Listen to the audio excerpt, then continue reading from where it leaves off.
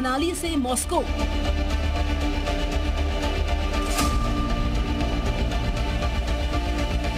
श्रीनगर से स्वीडन तक,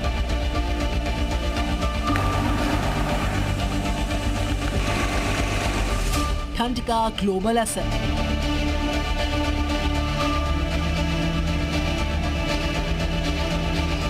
कहीं शीतलहर तो कहीं कोहरे का कहर।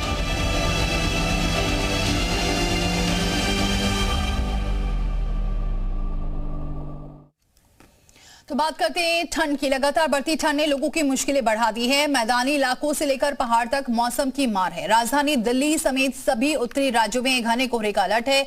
लोगों की लगातार ठिठुरन बढ़ रही है और आने वाले दिनों में इससे और ज्यादा बढ़ने के आसार हैं।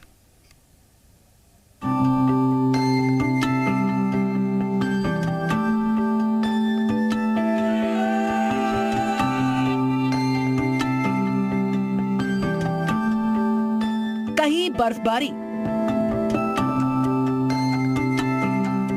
कहीं कोहरा पड़ रहा भारी। ठंड, ठिठुरन और भयंकर कोहरा। नए साल के पहले हफ्ते में कुछ इस तरह से देश के अधिकतर हिस्सों में तस्वीरें देखी जा सकती हैं।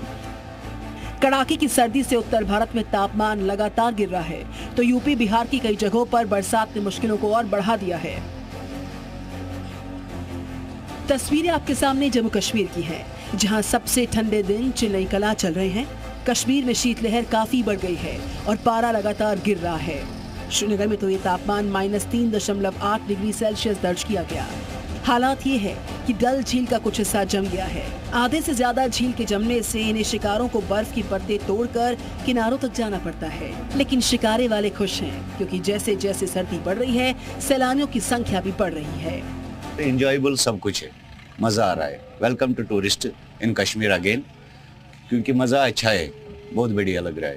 ठंड कैसी? ठंड बहुत ज़्यादा है, ठंड का पूछो मत। कितनी मुश्किलें होती है? मुश्किलें तो बहुत हमको इसमें फेस करनी पड़ती है। बहुत सारे एक्स्ट्रा खर्चे भी इसमें आते हैं, बहुत सारी मुश्किलात भी आती है, बट सर्वाइव करना पड़ता है, क्या करेंगे। तो सुबह सुबह जब आप यहाँ आते हैं, कश्ती चलानी होती है, तो झील में कैसे जाते हैं? झील जमी है? जमी रहती है, बट इसको रास्ता निकालना पड़ता है, ये काटना पड़ता है, उसके बाद हम आ सकते हैं, जा सकते हैं, अदरवाइज उसके बगैर कोई ऑप्शन नहीं है। मौसम भले ही सर्द है, लेकिन गुलमर्ग, पहलगाम, सोनमर्ग में सैलानियों की संख्या बढ़ रही है। डल झील भले ही जम गई हो, लेकिन सैलानियों के लिए ये कुछ ज्यादा ही आकर्षण का केंद्र बना हुआ है। कैसे दुकान मीना बाजार जैसे कि झील के बीच में लगाया है वो लोगों ने, कैसे वो लोग चालू बोट में वो अपना सामान बेच रहे हैं, खावा बेच रहे हैं। बीच में एक होटल बनाया उन्होंने झील के बीच में। तब यहाँ के लोगों को वाकई कहना पड़ेगा कि वो लोग कैसे रह रहे हैं। तो आप वहाँ जाके बोलेंगे लोग उससे कि कश्मीर आना चाहिए घूमने के लिए? बेशक कश्मीर तो आना ही चाहिए, कहीं जाए ना जाए कश्मीर तो आना चाहिए, जन्नत है कश्मीर। कभी भी नहीं देखा था, ये सपना था देखने का, आज पूरा हुआ है। घर वालों से झगड़ के आए थे हम कॉलेज की छुट्टी करके। अच्छा। लेकिन मजा आ गया घूमने में। वाकई यहाँ के लोगों को सैल्यूट है, इतनी ठंड में अपना रोजगार चला रहे, सबको मदद कर रहे, इतने प्यारा सबने वेलकम किया हमारा, बहुत मजा आ गया। काफी अच्छा। हमारे यहाँ भी मतलब ठंडी रहती है, पर इतना ज्यादा ठंड नहीं रहता, तो यहाँ पे मतलब अलग लग रहा है, थोड़ा अच्छा लग रहा है। आने वाले दिनों में तापमान गिरने के साथ बर्फबारी की भी आशंका है। वेदर अभी कंटिन्यूअसली ड्राई चल रहा है और कमिंग डेज में भी कोई मेजर वेट स्पेल फिलहाल लग नहीं रहा है।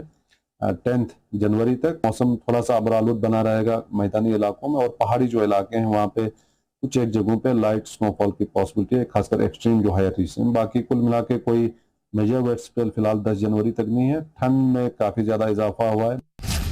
ठंड का असर उत्तर भारत पर भी देखने को मिल रहा है, जहां सर्द हवाओं की वजह से तापमान में गिरावट आई है। दिल्ली में आज ठंड और कोहरे को लेकर ऑरेंज अलर्ट जारी किया गया है। आज दिल्ली में न्यूनतम तापमान 6 डिग्री तक रहने की संभावना है। राजधानी दिल्ली समेत एनसीआर में एक बार फिर से तापमान में गिरावट देखने को मिल रही है। बढ़ती ठंड के साथ साथ लोगों की परेशानियां भी काफी ज्यादा बढ़ती हुई नजर आ रही है। इस वक्त हमारी मौजूदगी दिल्ली के अक्षरधाम फ्लाईओवर पर है, जहां की आपको तस्वीरें हम दिखाना चाहेंगे। आप देख सकते हैं किस तरीके से विजिबिलिटी जो है वो काफी ज्यादा कम नजर आ रही है। चारों तरफ कोहरा देखने को मिल रहा है।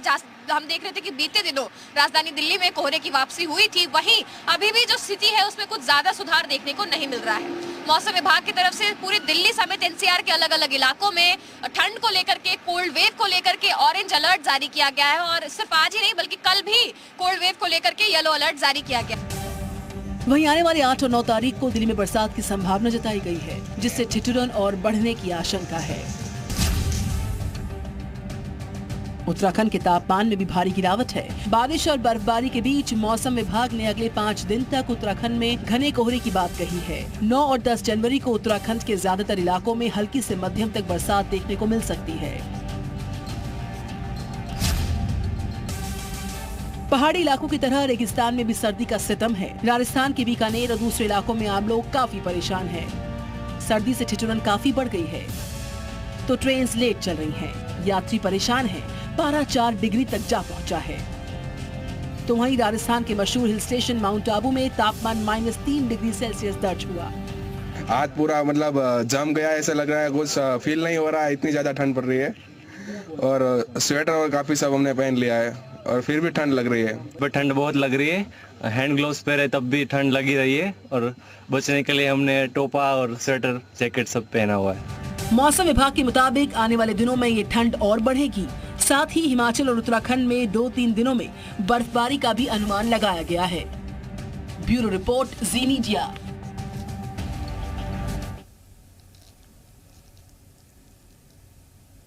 2024 के शुरुआती हफ्ते में दुनिया भर में मौसम के अलग अलग रूप दिख रहे हैं। तो कहीं बाढ़ तो कहीं पर बर्फ से सब कुछ जम गया है।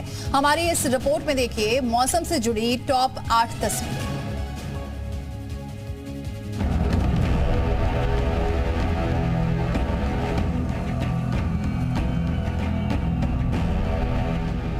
आइए आपको दुनिया भर के अलग अलग देशों में मौसम से जुड़ी 8 अलग अलग तस्वीरें दिखाते हैं। शुरुआत स्वीडन से। स्वीडन में तापमान -40 डिग्री से भी नीचे है। ऐसे हालातों में रहना कितना मुश्किल हो सकता है वो आप इन तस्वीरों से समझ सकते हैं। स्वीडन के उत्तरी इलाकों में सब कुछ जम गया है। यहाँ बर्फ से जमी सड़कों पर गाड़ियां चलती दिखी। घर की छत भी बर्फ से ढक गई है। फिर इन्हीं घरों के अंदर जब गर्मी के लिए आग जलाई गई तो बाहर कुछ इस तरह धुआं निकल रहा था।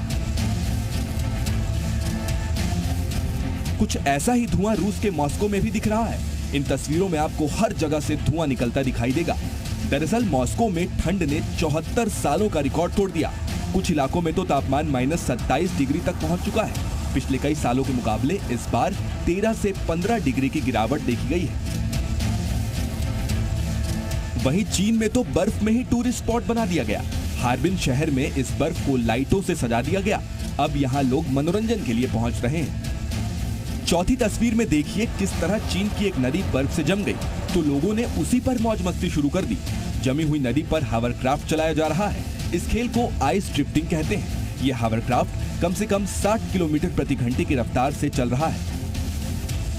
अब देखिए तस्वीर नंबर 5। अब इसमें देखिए वो बेबसी जो बर्फ गिरने के बाद आती है। तस्वीरें स्वीडन की हैं, जहां बर्फ जमने के बाद सड़कें जाम हो गई और गाड़ियां 1 इंच भी आगे बढ़ने के लिए पूरा प्रेशर लगाती रहीं।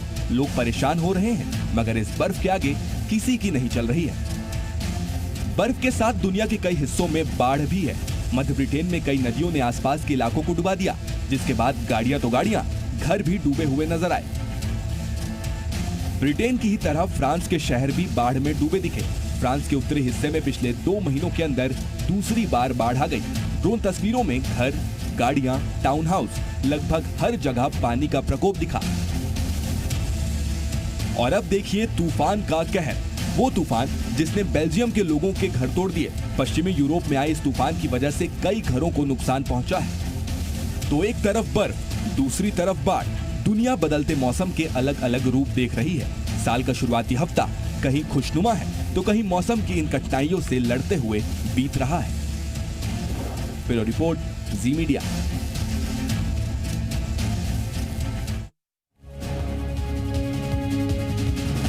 और फिलहाल इतना ही, लेकिन खबरों